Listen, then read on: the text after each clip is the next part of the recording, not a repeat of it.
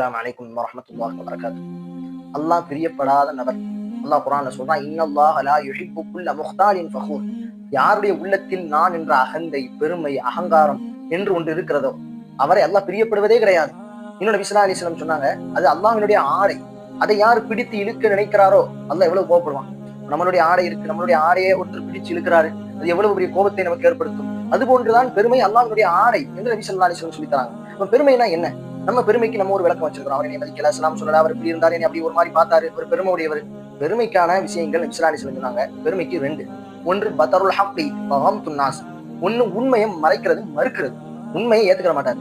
அவர்கிட்ட போய் ஒரு உண்மையை சொல்றோம், இதாங்க சரின்னு சொன்னா அதை ஏத்துக்கிற மனப்பக்குவமே இருக்காது. இது பெருமையினுடைய அடையாளம். ரெண்டாவது வகம்துன் நாஸ், மக்களை கேவலமா நினைக்கிறது.